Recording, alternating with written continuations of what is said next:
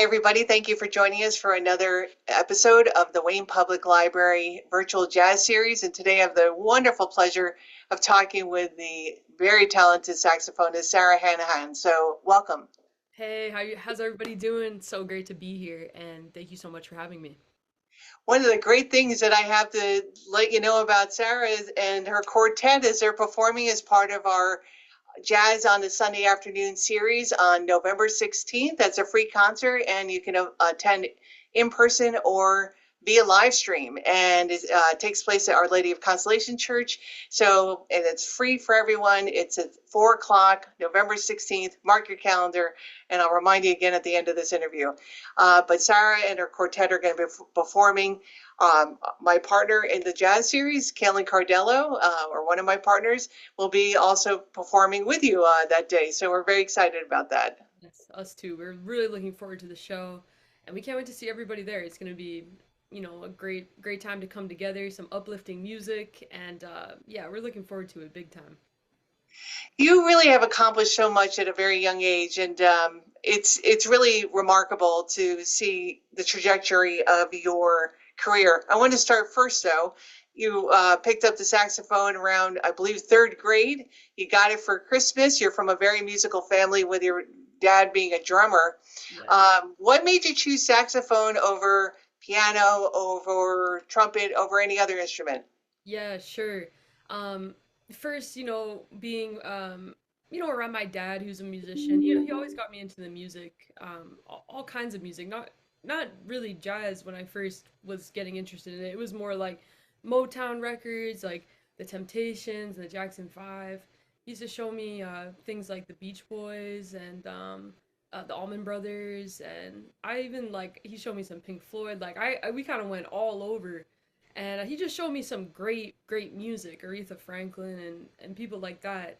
And I really just loved music. In when I was younger, we'd go on like a road trip. A lot of my family lives in Pennsylvania, so we'd drive from Massachusetts, where I'm from, to Pennsylvania, and we would always, he we would put CDs in the CD player, and we had like a big what do you call it, folio of CDs, and we would go one after the other, and we would sing along, and I don't know, me and my dad really just connected over music, and I loved it.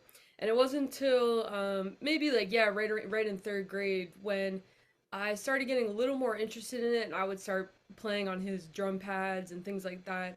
And I remember he would show us these Buddy Rich live tapings of Buddy Rich at, Montreal Jazz Festival, and different tapings of Buddy Rich that my dad had on DVD. First, when he showed them to me, I was like, "Ugh, I don't really, this is too much. I don't like it. Put on Looney Tunes, put on something else I was into. But then I kind of got more into it, a little bit more curious, and I would watch them with him, and I just loved the saxophone as a young kid, the way it looked. Really, it was shiny, and the curve, and I just liked the way it looked. It was, and also a lot of Buddy's bands. Well, the saxophone section was super powerful in Buddy's bands, but they always got like the first solo, or like they're always standing up and playing solos, and I was like, yeah, like yeah, that's it, that's what I want.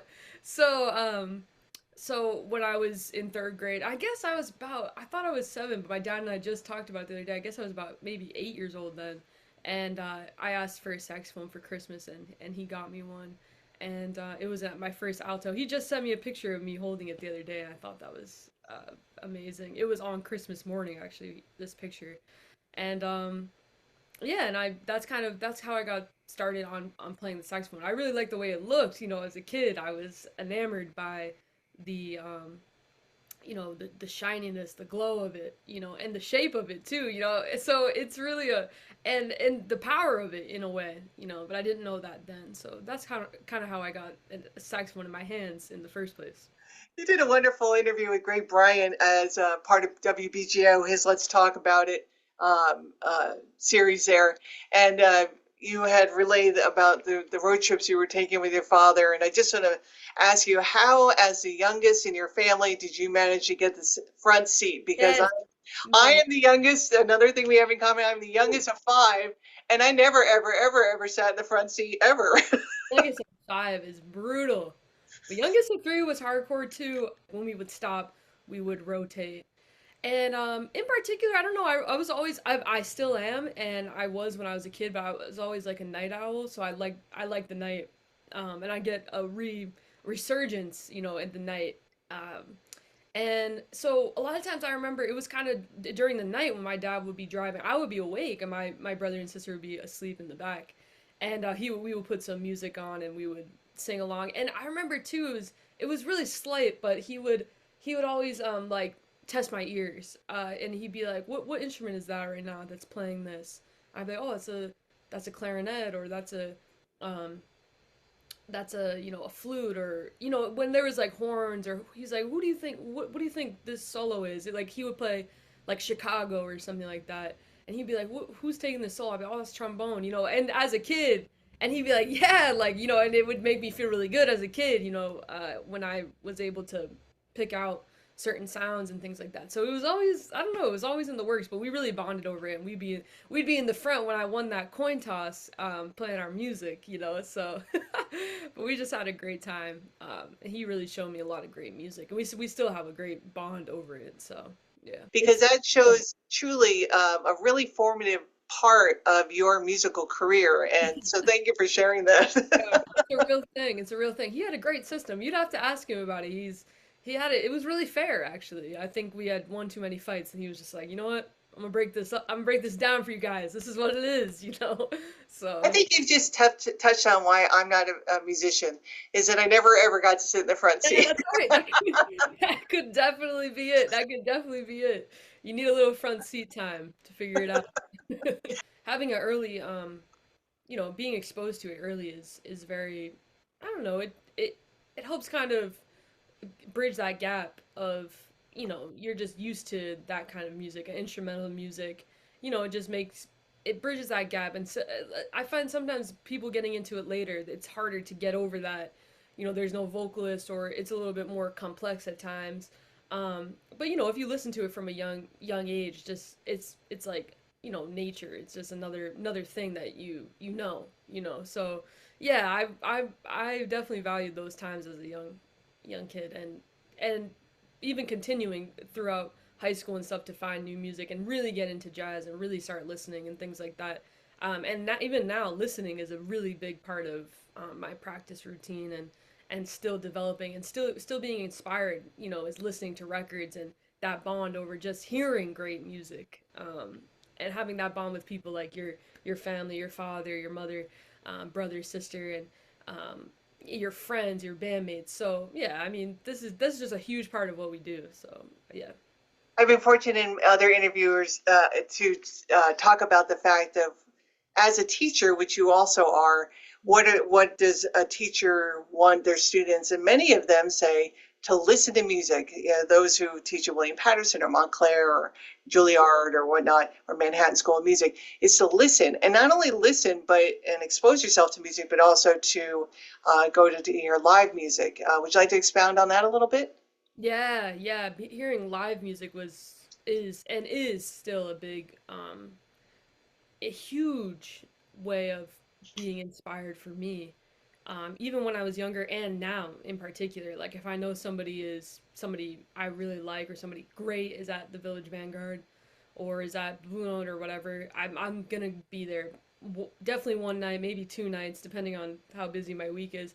Mostly just because hearing people play is just so inspiring, and it's really important. It brings you ideas, not only ideas of things that you want to do, but things maybe could be things that you don't want to do, or things that that don't hit you right here. But for me, a lot of times it's the other way around. I'm like, woo, things are really starting to hit me. Like a perfect example. Just a few months ago, I went to go see the great Eric Alexander play at Smoke, and I'm a huge fan of his.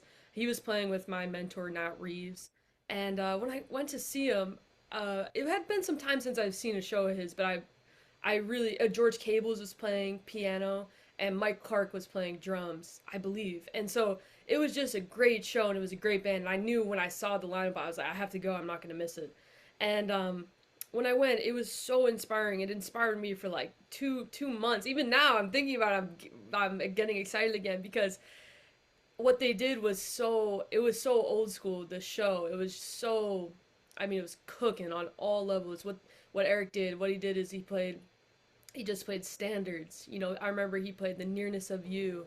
He played The Lamp is Low. When the Lamp is Low, um, uh, I want to say he played Lover. He played something else, like these great American songbook standards. And you know, as my generation, and we study the American songbook to an extent, but I think a lot of us too, we start going in that route where we start writing our own songs and playing our own compositions, and you know, on shows you really get into your own stuff, you know, and you kind of push the songbook aside. You might play one, or you might play two from the songbook.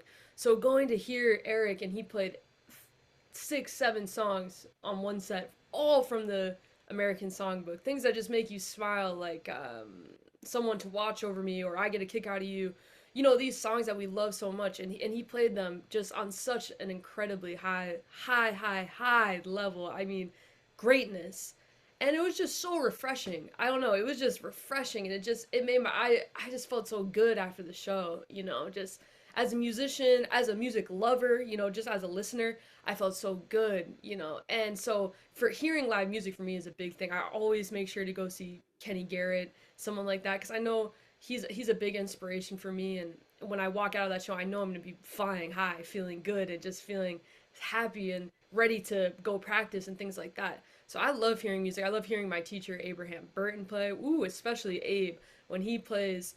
I feel when I hear him play, if I can't make it to the show, I try to catch a live stream or whatever. I'm always seeking out, you know, hearing these guys or gals because it just keeps me inspired, and it keeps that fire, you know, it feeds that fire, and that's what I love about hearing live music. But also listening, on the other hand of that, just listening to listening to music, records and things like that. I'm always listening to music, trying to find new music, going back to old music that I like. Recently, I've been going back to this Dexter Gordon recording that I loved in high school so much, and it just made me feel something in high school. I loved it, and when I go back to it now, I get those feelings again, those same type of feelings. That's the power of music, you know.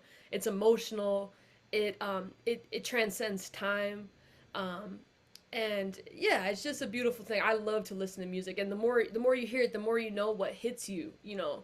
And if you know what hits you, you know how to get your own voice out there too, because you're like, you start composing and arranging things that make feel good to you. That starts feeling good to other people, you know. So I love music all around. I love playing music. I love hearing music. I love watching musicians. You know, I love to see I'm watching them. You know, see them on the stage, what they do. You know, so it's just everything. You know, music is my whole life. So Music is such a touchstone. You know, I hear a song and I'm immediately transported back to high school or yeah, college or exactly. where I'm walking on the street, and, you know, in Europe, and like, oh, you know, I truly, it transports me. One of the things you talked about with in your WBGO interview was something that is something else we have in common is the fact of how emotion, as you just said, um, how emotional you get when you listen to music. And that is, well, I don't have the gift of being a musician. I have the gift of hearing music truly in my soul to the point where, and you would refer to also being brought to tears. Oh, definitely. It's not just musicians, it's music lovers like yourself too. It's everybody, you know. Music is just so powerful, and yeah, it brings up a lot of memories like for you. It can be very nostalgic, you know. And when you check things out, it brings you right back to, oh, I remember this. I was here when I was here when I first heard that record, or I remember when me and, you know, this person were together. We would listen to this record all day and all night, and like, you know, it brings you, oh, when my child was born, this was playing on the radio. It brings you to all these different, you know, moments. And it's so special that you can just hearing first notes of one of those songs can bring you right back to something. And definitely, I feel moved, touched by music a lot as well. You know, playing it, listening to it. But that's the power of it. I mean, recently we just lost a great musician by the name of D'Angelo, and I've been kind of exploring his library. Um, I listened to him before he passed and his records and things like that, but with his passing, I started diving back in this past week, and it's just what an amazing body of work, and has brought me to tears sometimes listening to his music, and yeah, it's a beautiful thing, It's not supposed to be sad; it's supposed to be uplifting and joyous.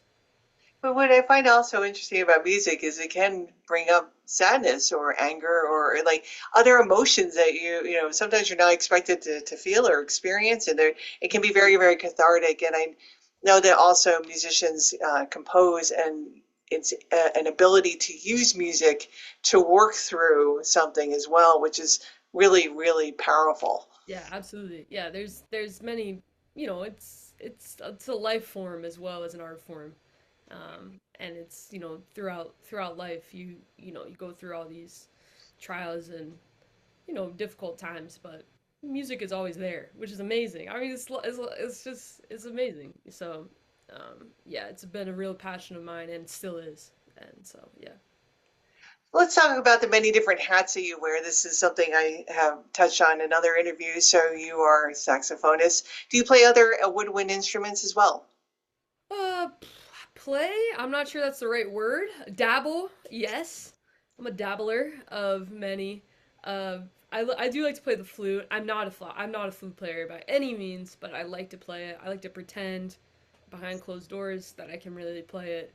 But no, I like to play the soprano a little bit as well, but still kind of looking for the right fit of a soprano. A soprano can be very unforgiving as an instrument. So finding the right instrument for you, the right mouthpiece, it's kind of crucial in enjoying playing it.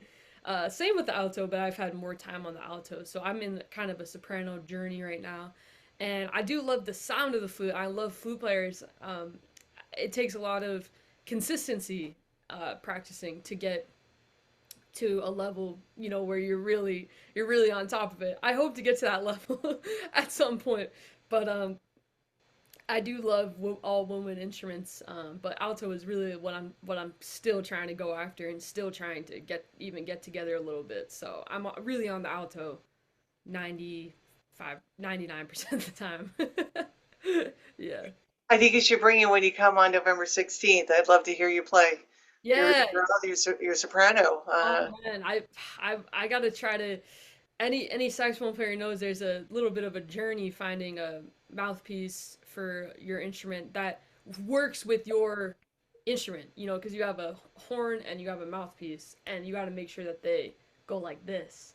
Because sometimes you can have a great mouthpiece with a specific horn, um, and then you try a different mouthpiece with that same horn and it doesn't work.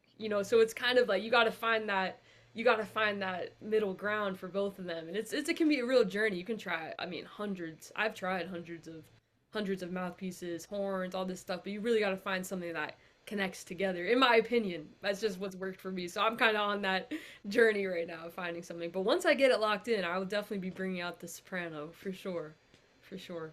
Have you ever wanted to explore tenor or Barry? Uh, I love the tenor and I love the Barry. I've had thoughts of exploring the tenor a little bit because I love tenor players. Like I love John Coltrane and Gene Ammons, Sonny Rollins, um, Don Bias, Illinois Jacquet. I love tenor. I love the tenor. Dexter Gordon. Oh man, I love the tenor. Like the sound of the tenor. It can be. I mean, it can be in your face like John Coltrane, Giant Steps, or it can be like just the sweetest, most somber, like Ben Webster or someone like that. It just has so many textures. I love it. But the alto really has my heart right now. I can't say anything about the future, but I love the alto so much, and I'm still trying to. The sound of the alto really appeals to my ear, and I'm still try to get to something on the alto. I just feel like it's difficult, as dedicating yourself to one thing. So I'm really trying to get to that. And I love the Barry as well, actually. I love the Barry, and especially because I love things like um, people like Ray Charles and all these great people at like horn sections. I mean, the Barry was like that was like the meat and potatoes of the horn section. I love the Barry, but I haven't really experimented too much mostly just focusing on the alto. I know it sounds crazy, but I'm just trying to get one thing together first. Let's talk a little bit about some of your accolades. You were in the first class of artists that were featured as part of NPR's Jazz Night in America's Youngblood series that was hosted by Christian McBride. You're also a rising star from the New Jersey Jazz Society. So one of the big things I'd like to talk to you about is about women in jazz. I had the great opportunity of recently speaking with Marianne McSweeney, and it's something that we kind of went down the rabbit hole about. And when I look over all my interviews, I have to admit the majority are male musicians. And this is something I would like to rectify, and I'm very happy that we're speaking today. But as a female musician in a male dominated industry, how has that affected you? Mm, yeah. Um, Great question. It's a difficult question to answer in a lot of ways because on one hand, you know, as a musician, you don't want to see, you don't want to see male or female, black or white. You don't want to see that because you're just about the music. And a lot of great musicians I've spent time around, it's like it doesn't matter to them that I'm a woman or they're not even thinking about that. Many great musicians I'm around, they just think can she play or can she not play? Can he play or can he not play? You know, so like on one hand it's difficult because a lot of us, and I think the majority of us, are chasing greatness or are chasing um, proficiency, you know, to be educated about your craft, you know, and spend and really dedicate yourself to your craft because it takes a long time to develop something as an artist. And not only that, but jazz has such a jazz has such a rich history, you know, for the last 100 years, 100 plus years. And so for me as a musician, digging into the history is extremely important and something I take extremely seriously. Not only digging into the musical history, but America's history as well. You know, you think about when jazz started, where we were still in a period of slavery, you know, in America. And so this music to me is very deep. And to me it transcends gender, it transcends race, ethnicity, you know, things like that. Music is this music in particular is a very a powerful thing, and for me to be able to play it right and represent it right, it's a lot of studying that comes with it and dedication that comes with it. You know, being thorough, not only on the horn. The horn is just a small part of it. It's about knowing what's come before you. You know, it's 2025, almost going to be 2026. It's like, do you know how this thing came to be, how this country came to be, you know, things like that. I mean, that's the depth I'm into personally. That's the depth my teachers have passed to me personally, is about knowing how things came to be, you know. And you're this big of a part of it, you know. And even to say, oh, you're a part of it is crazy to me, but it's true. But you're very small, you're just a sprinkle on top, you know. So to know that all this stuff is really important to me, and that's the kind of things that I focus on as a musician. Those are the kind of things that matter to me.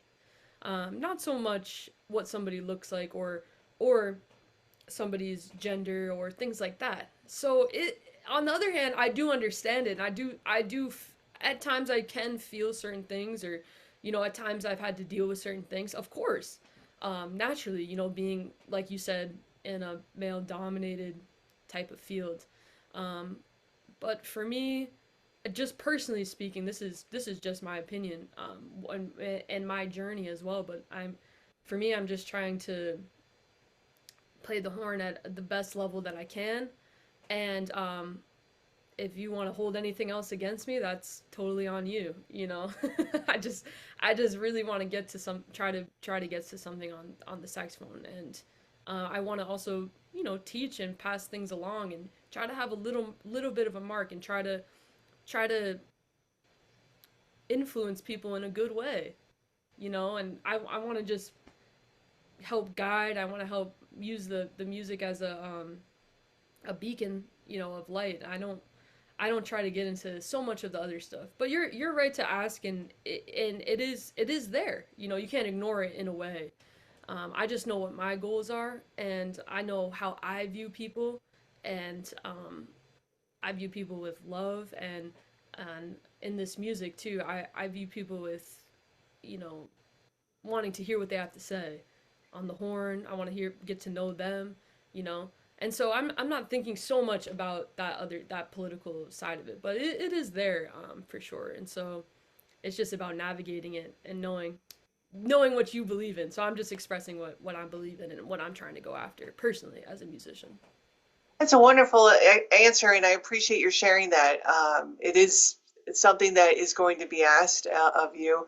You do have performed with the Diva Jazz Orchestra, Tomoko Ono, who is a wonderful pianist, and I had the pleasure of interviewing her and getting to know her actually in the last few years Mm. as part of that. And then, of course, we have Artemis, which is a wonderful, also female, all female orchestra or band. And but yeah, it's interesting that you are absolutely right that music has its own communication. Mm. It's you don't need to even speak a language. You can communicate solely by expression of your talent, and and find acceptance of others through that way. And I appreciate your sharing that. Let's talk a little bit about your background. You attended and graduated from the Jackie McLean Institute of Jazz at the Hartt School in music in the University of Hartford, and then you got your master's in Juilliard. What do you have any aspirations to get any further degree, or do you not have the time to Oh, even think about it? oh man, I would love to keep exploring my education. I would love to get to that next level of a PhD or something like that. I don't quite have the time right now. I don't quite have the drive or the concentration to do it. I think when you really go to do something like that, you go to that level, there has to be something there has to be something you're really trying to accomplish. And it could be a study, it could be whatever, it's gonna be. But I don't quite have that thing yet that I'm like, that's what I want to go after. Although I'd like to, I love studying and education and things like that. Um, but it would be cool to get to that next level. However, I'm not in the right place to do it right now, but I would love to eventually. So maybe once I get there, it would be. I mean, it would just be great to write a thesis or have that thing that you really wanna that you're like passionate about that you're going after. And so maybe hopefully I'll find that at some point and Okay, keep. this is no hopefully here. I know you're going to attain I hope and so. you're Yeah. going to do whatever it is that you set your mind to. And I know you're going to be teaching the Yeah. next generation or the generation after that and helping them get their PhD Yes. degrees. So, I yeah, hope so. there's no hopefully, there's no, it's more when. Thank you. I appreciate that. You're right. You're right. You're right. Absolutely. So you were very fortunate to have a mentor, and it's. I had the pleasure of talking to Steve Laspina, and that model of mentorship that used to exist in the olden days, shall we say, where you had someone who would take you under their wing, and you go to a new city, and they would bring you up on the bandstand and kind of help guide you, and that mentorship doesn't exist in the same way that it once did Mm. just because I think jazz clubs are a very different kind of bear than they used to be when you'd walk down 58th Street or and just go to club to club to club. So you had a wonderful mentor in Nat Reeves, who really from watching the interview and reading up on you that he the most valuable thing it sounds like he gave you was confidence and really pushed you before he knew you were ready, but you didn't necessarily feel that. Do you want to talk a little bit about that? Yeah. Yeah. Sure. Yeah. Nat, Professor Reeves, he really he was really one of the people at Hart, and also I have to include, of course, my teacher Abraham Burton, and another teacher of mine, Steve Davis, and of course the great Renee McLean at the school. They all, but Nat in particular, because he just caught me at the right time. I had his ensemble when I was like, I want to say. I guess I was 19 at the time because it was my second year of college, but I got into his ensemble. And that's really where we made a connection and were able to, really play together. That first year I kind of missed him because I was in someone else's group, and it just like some, school was busy, and so I would try to seek after him. But this year, the second year, I was in his class. I mean, in it, and we would play. And he just, wow, he one thing about him is he just one thing he really gave to me was, like you said, that kind of like blind, that complete faith. He had complete faith in me, like from the jump. And I mean from the jump, like when he first heard me. And um, he just he always believed in me, like you were saying, even before I really believed in myself, or before like I thought I could play or anything. Like I was still, still really, really very green, and he was like pulling me up and like, nah, come on, come with me, let's I'll show you, like, show me songs and practice, and show me recordings, the bootleg recordings of Jackie McLean, and bootleg recordings of Kenny Garrett and Pharoah Sanders. And he just really, like, he was just like a good shepherd. Like he's a beacon. Like he just really showed me the way. It sounds crazy, but it's true. And he's like the definition of a mentor.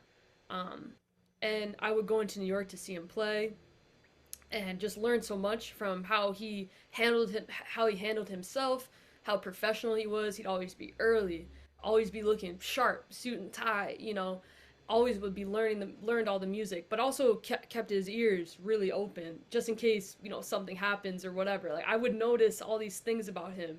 And then he would talk me through certain things, and it was just we still have that relationship to this day.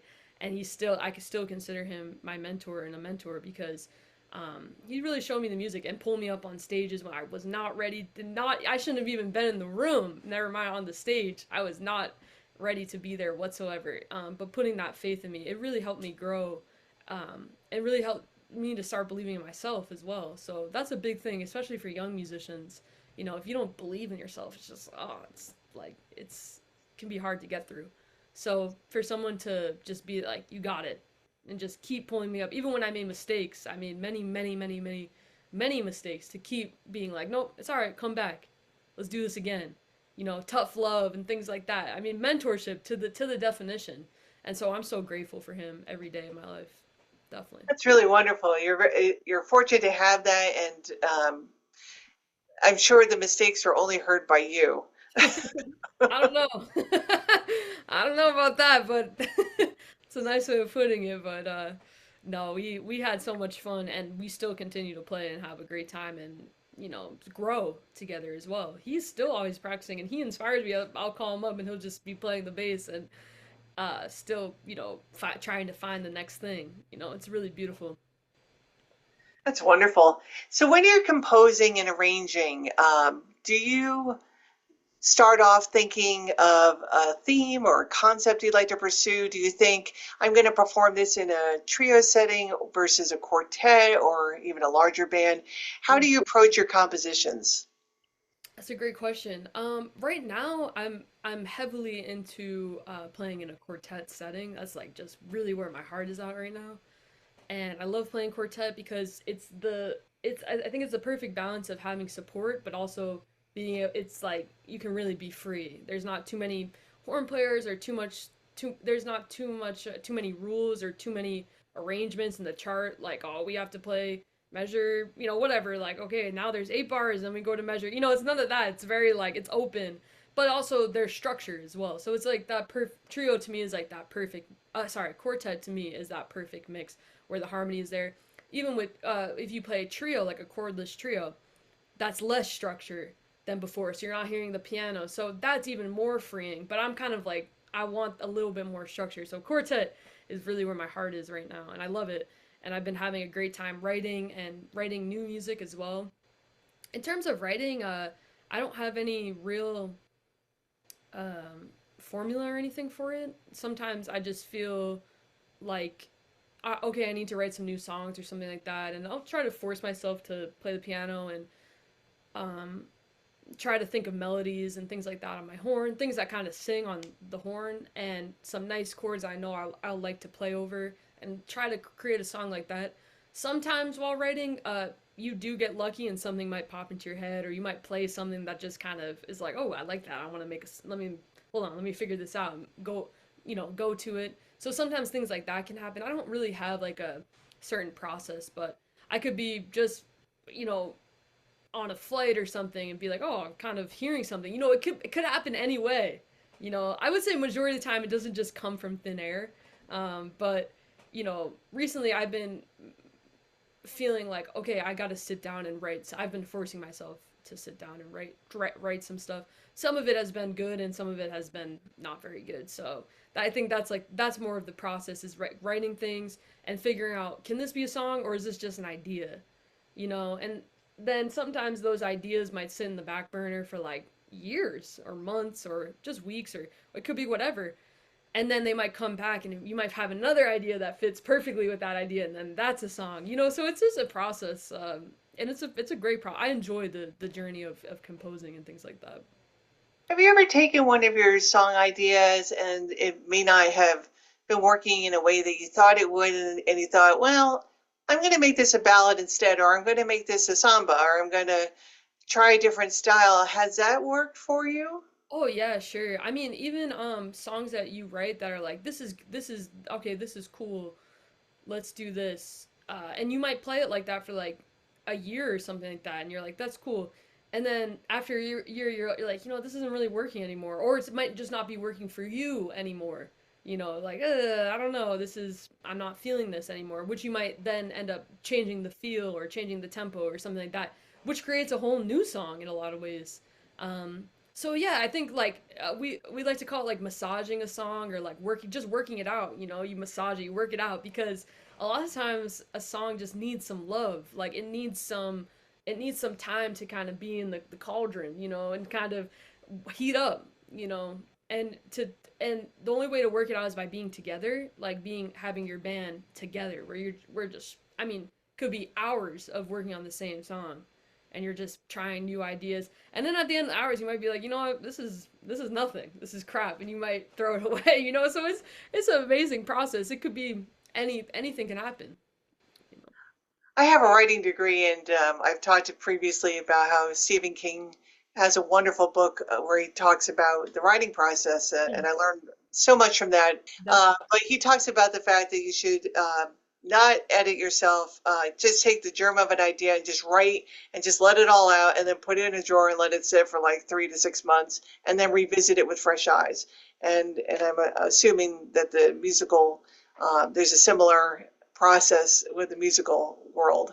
Yeah, sure. It can be like that. And also it really varies person to person, like the way I'm talking about it now. Someone might be like, "Oh, I don't do that at all," and they write great songs.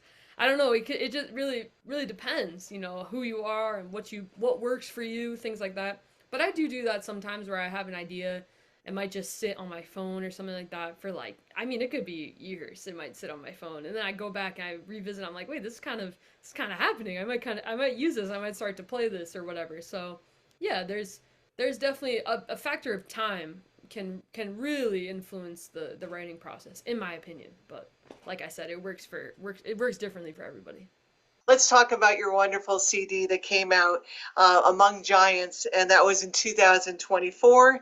You got the 5-star Downbeat magazine. It was also included in the best albums for 2024, and it is wonderful. I've been enjoying listening to it, and I am very excited by it, because you have so many different styles and so many different expressions of your music on this, based on the song. We went old school to the Great American Songbook with Stardust, which of course was wonderful. Thank you. But I'm a big fan of Hunting. Oh, It's a really, really fun song. And appreciate it's it. a fun one to listen to. And I like NATO as well. Thank you. Those are the ones that kind of stuck out to me a little bit. Do you have a favorite? It's like choosing your favorite child. Oh, I don't know. Or Yeah, today, what I is like your favorite? I like NATO. I like the way that came out. The how the recording came out. I like that it has like a nice arc, um, of like intensity. I also actually, one of the ones I really like that I didn't particularly like love at first was one of my songs called Resonance. And the more I listened to, actually people really like that one. and it does well on the streaming stuff. And I didn't like overly pay attention to that one at first, but actually now when I listen back to it, I actually really like that one. It has a nice story in it. I don't know. I like the way it came out. It was very raw.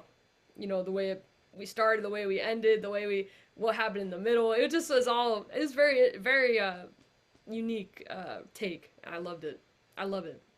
Perhaps that'll be one of the songs you perform on November 16th. Yeah, yeah, we will definitely be doing some stuff from the record. I know my band, we really like to play we definitely will be playing Stardust. That's one of my favorite ballads of all time.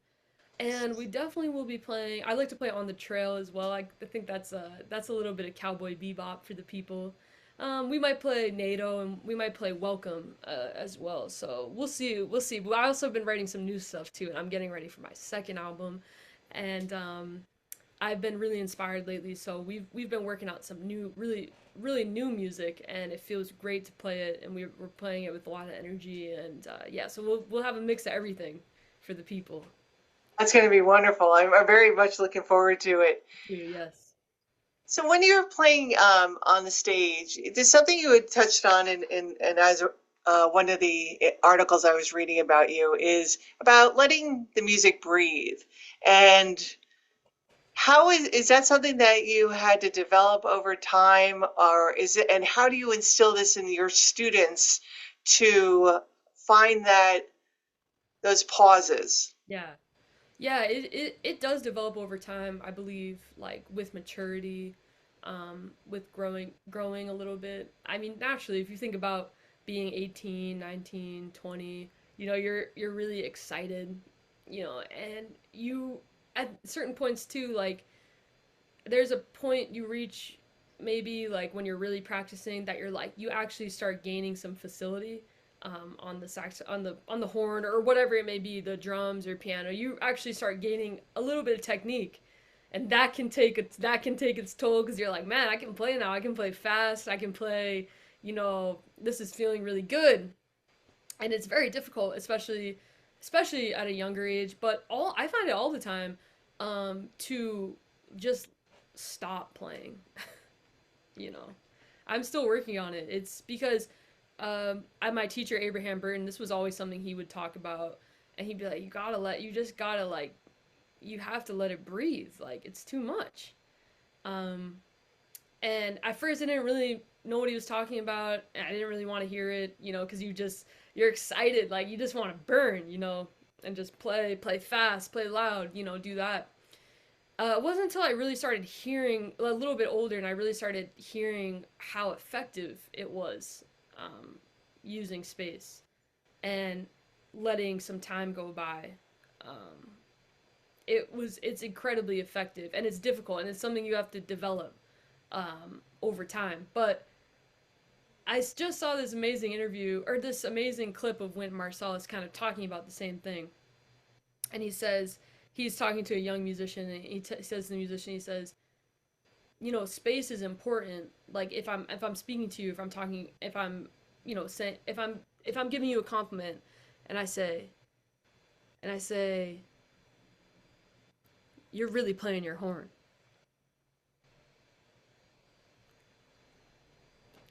That, like, you're like, okay, dang, Wynton Marsalis is telling me I really play my horn, and you're really playing the heck out of that horn.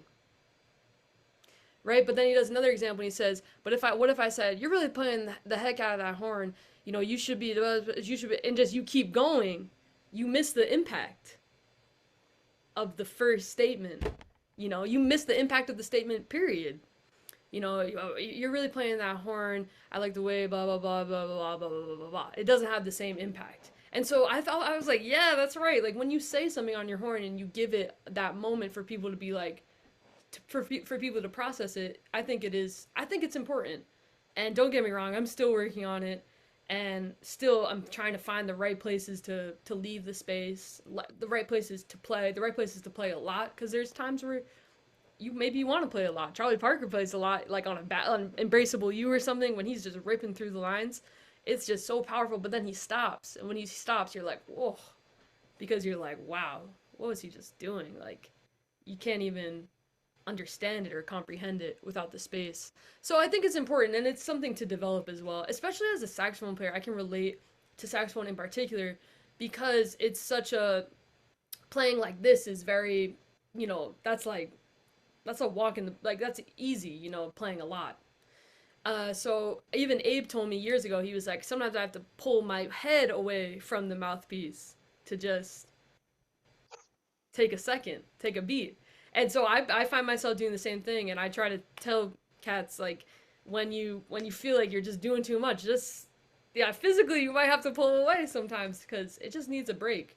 But it's a journey to find the right moments, I would say. Well, you So say it's easy to do the lot of notes. I'm going to disagree with you, but it's easy to do, which I applaud you. But one of the things I find interesting is when you're finding, how do you find this and develop the space, developing that space, right, and relaxing into it versus self-editing? Because self-editing can actually be a bit detrimental and then kind of the other side of the coin. So how do you balance that? I think a good way to, I think a great way to really analyze yourself and analyze your progress is to be listening back to yourself. It's a really painful, it can be really painful process. But the thing is about live music is when you're live and you're in the moment, you have no idea how things sounded. You just know how you feel. So like when you walk off a stage after a show, you don't really know what it sounded like essentially from the outside, the outside perspective, but you know how you feel as a musician. I felt really good. That felt great. I felt like I was playing my horn. Like I felt like I was really, everything was coming out smooth. My altissimo was coming out. Everything. We had really nice moments. You can feel like that, or you can walk off and you can feel like that was crap. Like, ugh, that was awful, and nothing was working for me. Nothing, my ideas weren't coming out. You have moments in between too. Where you're like, that was okay. Like, so all you know is how you feel, but actually listening back to the performance, it's a very difficult thing to do. It's vulnerable that you have to hear yourself back and like you say, self edit and say, ugh, like it felt really good to be playing all that stuff, but did I really? It sounds like too much. I'm doing too much. Or you could say the opposite. It's sometimes you got to give yourself a pat on the back as well and say like that was a good solo, right on. So there's levels to these things, and there's a spectrum um, to what you're talking about. Is self editing, finding the right space. You know, I personally I believe that these things come with time. They come with continuing to self editing. I think is good in the music. I think it's good for your playing, because at the end of the day, you could have ideas and be like, I need to do more of this on stage. I need to do more of that on stage. But most of the time, when you close your eyes, you go to that other place, that kind of imagination land, and your instincts and things take over. So you're not totally like for me, even if I want to be self correcting on a performance, once my eyes are closed and I'm in it, I'm gone. Like I'm just playing. So it's a balance. But I find listening to yourself and saying like really hearing yourself back, which is an extremely painful process at times, can really help you develop and to say like, man, like just be honest with yourself, and not all negative either, you know. You have to give yourself some props once in a while too, and say like, cool, like that was cool. I've been working on I've been working on my high notes, and they were all clear as day, or they were in tune, or whatever it is, because it can't just be such such a negative process. It also has to be a positive one as well. Well, you talk in another interview about being vulnerable on the bandstand, but also having developed a level of trust with your bandmates and how important that is because that does allow you that comfort that is needed to grow. And I think you're very fortunate to have that. And I think the students learning need to feel that and be able to utilize it. Yeah, sure. Yeah, I mean, with any great band, that's what you see a lot of these bands, like, some of the best recordings are from bands that were together for a long time, or at least they had a connection in some way. John Coltrane Quartet is a great example, with Elvin Jones, McCoy Tyner, Jimmy Garrison, or Paul Chambers, or like, and so or Miles Davis when he had his two quintets. He had Miles, um, Coltrane, uh, uh, Paul Chambers, Philly Joe Jones, Red Garland, Wynton Kelly, his second quint. So when you talk about a band, you talk about the same people. You talk about building a certain thing with the same people. That trust element is something that comes along with time, with playing big stages and playing small stages, just playing together. That trust element is something that comes because even when you're working stuff out, to have somebody there who just knows you, knows how you play, knows your music, knows conceptually what you're thinking about, maybe knows what you're trying to go after, but you just need a little something.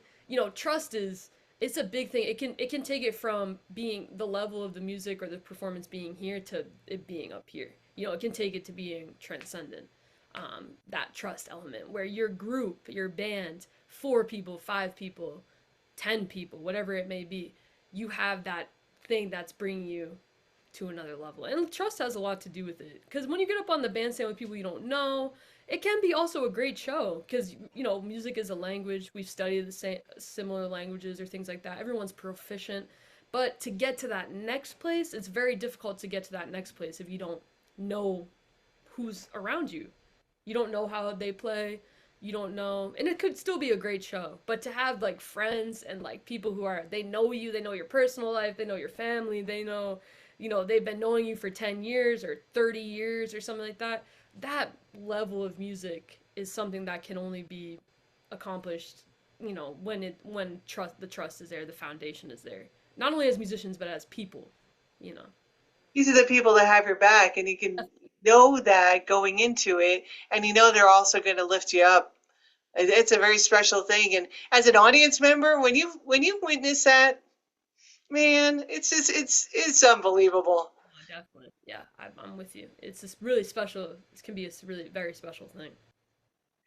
Well, I want to thank you so much for taking the time to talk to me today. This has been a real pleasure. I've enjoyed it immensely. Appreciate that. I've had a great time, and I'm really looking forward to seeing everyone at the show. We're gonna have some great music. It's just gonna be a feel good, amazing show, and we just hope that you all come out to hear us and meet us, and it's gonna be an uplifting night. So we can't wait to see you guys.